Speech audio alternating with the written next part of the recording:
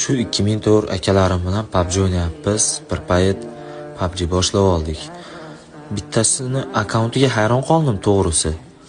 76 level bo'lib turib o'ynashni bilmaydi. O'ta qiyin, juda ham qiynalib o'ynayapti. Bir payt bootcamp o'ynayapmiz, men o'lib ketdim.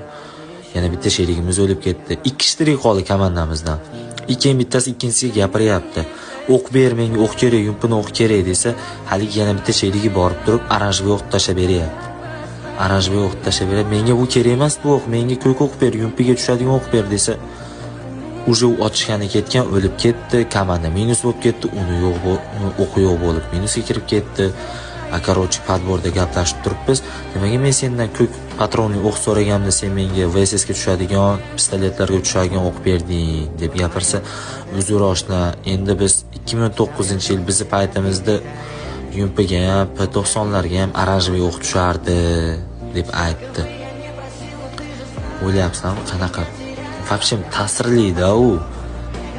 O'ylaylar bir pasda